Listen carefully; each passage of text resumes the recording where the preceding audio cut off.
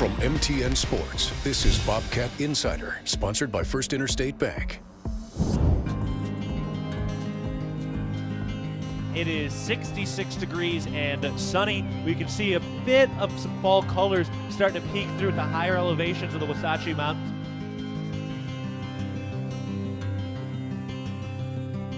Weber State and Montana State very familiar with each other. Weber State has always built their teams around defense. I think it's going to be a good challenge again for the Montana State offense to be a little bit more balanced, running and throwing the football against always talented defense that Weber State presents. You start with the way that the last game ended for us last year, where we felt like, we got moved around a little bit up front, and the guys took that extremely personal and went to work on trying to not only be the strongest version of themselves, but the most physically, violent version of themselves when they play. Montana State hunting back-to-back Big Sky championships, coming off the 8-0 Big Sky record a season ago. So Weber State has the first possession of the day, and we are ready for Big Sky play.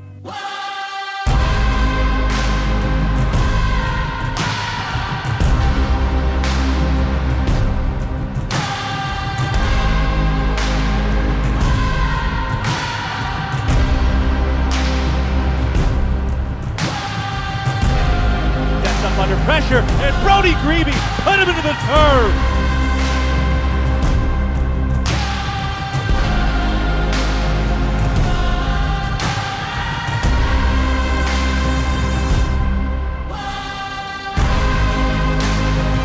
Touchdown Bobcat from 29 yards out.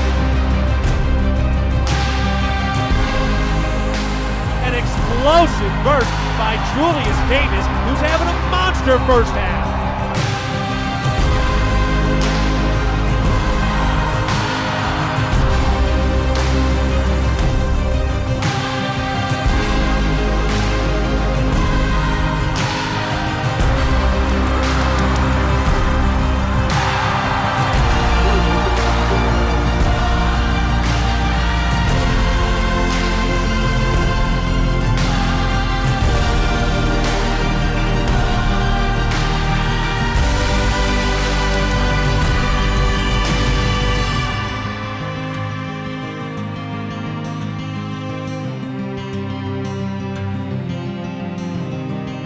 And a big-time third down sack, Polidor and Valdez.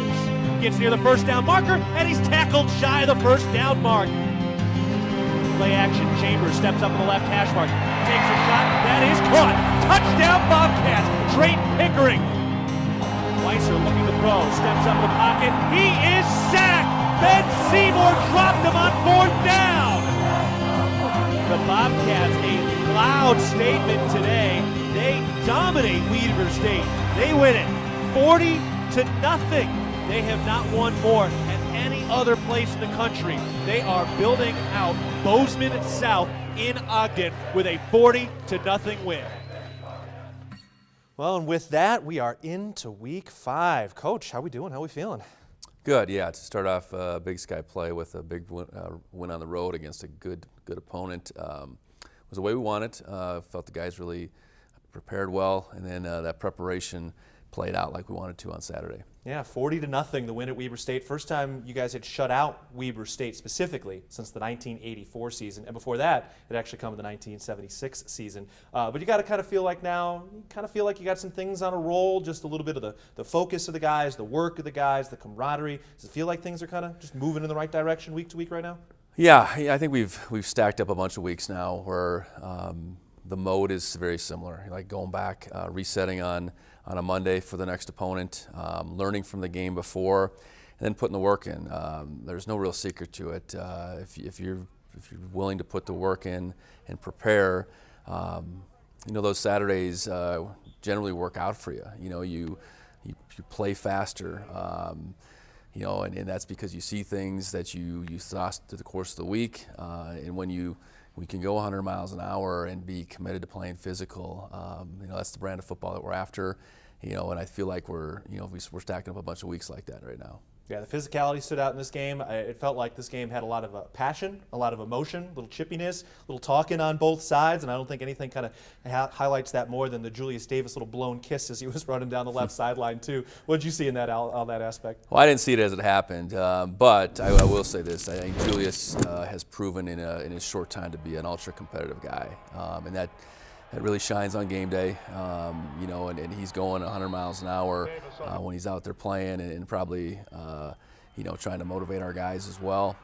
But I think his passion for the game of football, and you think about his situation, he didn't play a lot at Wisconsin, so that's really coming out now while he's got an opportunity to play like he is, and he's playing really well for us. Yeah, and hey, there was really no flags in terms of unsportsmanlike, so it seemed like everything was kind of within the lines of that game for you guys in this one too. Yeah, I think it can be within good fun, I guess. I mean, there are lines that do get crossed and things that get said on the football field at times that the officials need to step in on, but ultimately, I hope our guys are playing a competitive, respectful, passionate brand of football, and I think Julius certainly exemplifies that. Sean Chambers, too, obviously a super competitive guy, and he seemed like he was in an absolute rhythm in this game. How do you see his maybe focus or anything? Does anything change for him when he's the guy and he gets the opportunity to take all these reps and get into a rhythm in a game? Well, I do think it's different. You're not waiting for maybe those situations that you're going to be in, you're anticipating. You're just out there, and that flow mentally is way different. You're certainly involved in every aspect of playing that position. And there are games that Sean's been a part of where he might just be part of a red zone package. He might just be part of a short yardage package. But here he is, playing every down, involved with every situation, and that brings a different level of focus, a different level of preparation, and then ultimately a different level of execution.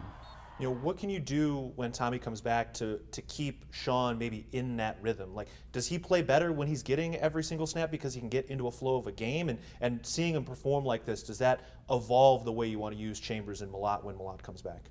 I think that's a great question. I think we'll cross that bridge when we get there. I think last year, how ultimately we implemented those guys together at the tail end of the year, I think we got to look back at that. How did that expand our playbook, so to speak? How did it expand what we were able to do with both guys? But in the meantime, get Sean is dialed in to play, as good a quarterback as he can for us. And I think what's happening right now is our quarterbacks don't have to do everything. I think we're better on the offensive line. We're better at running the football with our running backs. We need to continue to get tight ends, receivers involved. But the quarterback only needs to do too much. But I think Sean did do some really good things in that game. There's no question about it. And he can do it with his arm and his legs. And we need to, whether it's him or Tommy, have those guys dialed in to really lead us to where we want to go. Imagine you guys with like a little black book of all the different things you can use when Chambers and Malott are both healthy, and you can deploy that when they finally come out. Yeah, I think you accumulate that over time. Each opponent maybe brings some things to light, how you can attack them differently. And I do think they're same but different. I think they're both capable of throwing. They're both athletic in their own right, but the skill set's just a little bit different. So I do think it's made it harder for teams to defend us. And I think that proved out on Saturday. I think we really hadn't seen a lot of Sean. We've played them a whole bunch, that's 4 times in a pretty short window here, but Sean really hadn't played a whole lot in those games. So I'm sure his ability, his speed, those type of things, they maybe didn't have quite gauged. All right, we're going to take a break. I still want to ask you about the defense, and we're going to get into that in a bit with the next episode of the Players Lounge. And later, Grace Lawrence will be talking with tight end Trayton Pickering, who had 2 receiving touchdowns. More after this on the Bobcat Insider. Welcome back to Bobcat Insider, sponsored by First Interstate Bank. Back on the Bobcat Insider, time for another edition of the Players Lounge with Josh Perkins talking to Sebastian Valdez and Blake Schmidt, along with Declan Geddes, talking about the defensive line room and just how some of that competitive nature needs to be balanced while everybody's working together. And is it mad competitive in the room too? There's that, I think they call it like healthy competition amongst each other. Even though you all want to be that spot, you still going against each other to get that spot, right? Yeah. But you still got to support each other at the same time. So is that difficult, or is that pretty easy to get done because of the love, or what? It's an interesting dynamic for sure. Okay. Because everybody wants to be that top dog, everybody wants that starting spot. Yeah. But at the same time, you're brothers, so. You got to figure that part out. Don't be a toxic brother. Yeah. Setting them up for failure type thing. Like, go right when they're supposed to be going left type stuff. At the end of the day, it's all about winning games. So what about you? Like, you play with some great players. I think like Neil Smith, Walter Robertson, some guys back then. Was your room pretty all in on each other and stuff like that? Or are there some things you wish can be better or you would have changed now? Well, I think that the same as far as competitive spirit amongst the players and the team, but at the end of the day, we wanted to win. We wanted to support each other. I do wish that we had what I see on the field as a product today. You can tell what you're describing on the sidelines. Everyone there is there for each other, and that's a culture that's been built throughout the last few decades, and we got to start building that culture, but it's really been rewarding to see it get to where it's at today. Yeah, that's true. It's crazy how you can see it, though. I'm trying to wonder if people at home, if you can see that bond on the field amongst, I don't know if it's because we play, we can see stuff that we wanted, you know what I mean, and stuff maybe that we needed, or if it's transitioned to people at home where they can see like all our guys are really rooting for each other and fighting for each other. But I think it shows on some of them scoreboards. Right. You know Well, what I'm saying? I think it shows by the number of people who are in the fans, or in the seats, excuse me. I mean, when we were playing, 2,000 or 3,000 people would show up. Now we're topping 20,000 on a weekly basis, and I think the fans not only see the success, but they see what the team brings to the community and to the program. I appreciate that conversation. You can catch the rest of it on the Montana State Athletics YouTube page. But, Coach, I thought that was an interesting conversation, and just how obvious it is that each of these guys on the field is really working for somebody else. How do you see that in the locker room? Well, it's the definition of team. I think football provides a lot of opportunities. It's not just a few guys playing out there. There's room for a lot of guys to play a role. And so much of that is just doing the best you can and, allowing everyone else to do the same. I think, you talk about that D-line room, we're trying to play 8 to 10 guys at 4 spots so that mentorship piece for an older guy relative to the younger guy has to be real.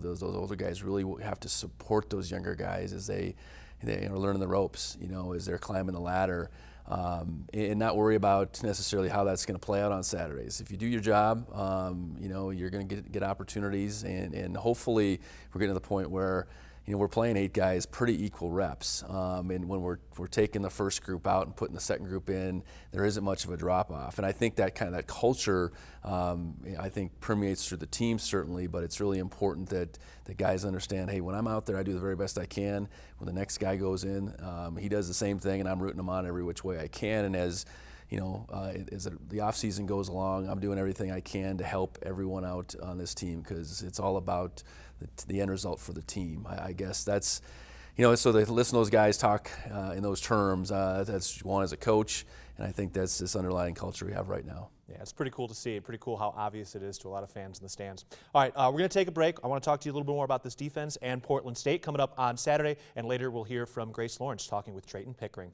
More of the Bobcat Insider after this. Welcome back to Bobcat Insider, sponsored by First Interstate Bank. Back on the Bobcat Insiders, we get ready for Week 5. Portland State coming to town for the homecoming game at 2 o'clock on Saturday. And this can be a tough test for your defense. I mean, they've got some really impressive skill guys, and I think the defense really showed something, obviously, in this last week. When we look at some of the guys outside of that D-line, maybe who's somebody who's taken the biggest step defensively that's been a big part of the success on that side of the ball? Well, I look at the way we tackled on Saturday. That is the best tackling performance we've had this season, and that starts with our linebackers. Nolan and McCade, double-digit tackles. I think both of them played really well. Danny played till the targeting call came up, but I thought that group played really well. Was where they're supposed to be, made some plays they maybe shouldn't have, but tackled really well. And then I think our secondary continues to prove that we can cover.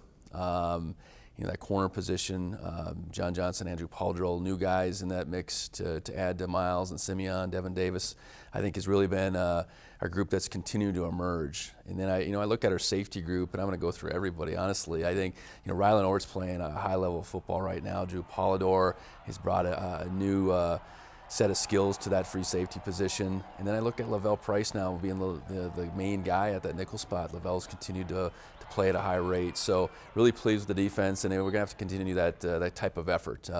Trusting each other, tackling real well in space, and then getting after the quarterback when we have a chance. You know, watching this defense, it does seem like your defensive coordinator, Matt Garza's being able to be a little more creative. Do you feel like this defense is more creative this year than last year?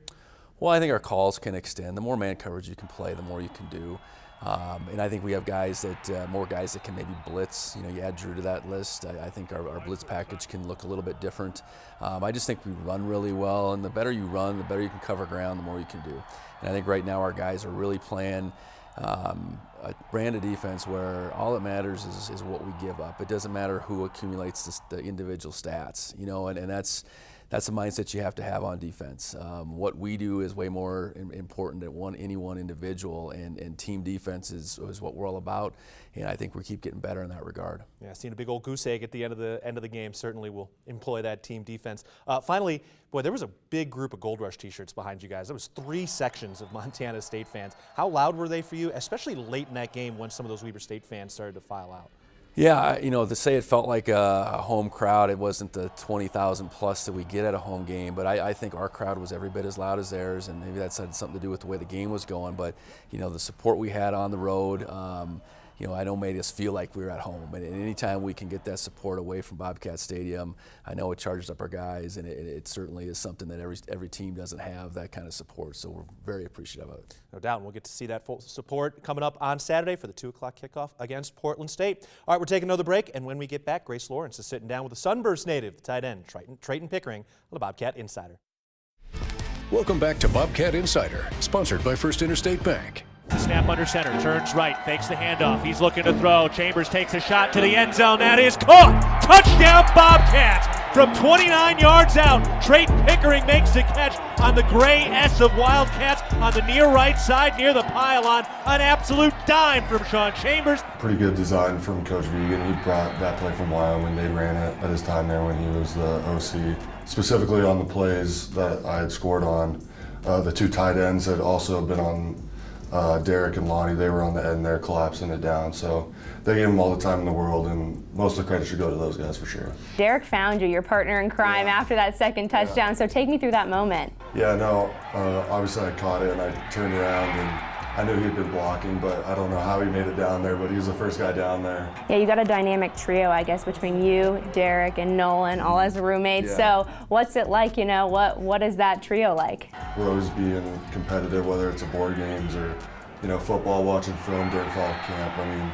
me and Nolan were always talking about it, and, you know, he's competitive, and, you know, there's a little chatter here back and forth whenever we're going against each other. So I think it's just iron sharpens iron, and it's just awesome to be able to have my last year with those guys. You came in as freshmen together, so does everything kind of mean a little bit more this season? You know, when it's your senior year, it's, you know, it kind of hits you a little bit more, and it's reality comes more into mind, and you know it's your last ride, and so you know you want to give it your all. Your football career took off back in Sunburst. You're Montana made, a super small town right up there on the Canadian border. So I guess, can you take me through what your upbringing was like? There's only 50 kids in my high school, so there's not like tryouts or anything. And my dad played sports, and on my mom's side, my grandpa played football, and my uncle played. So I mean, it was just something that I had always gravitated towards, and to be able to play all those sports, I think, helped me be more of an athlete and not be so one-dimensional. I just love representing such small towns and Class C6, man. I mean,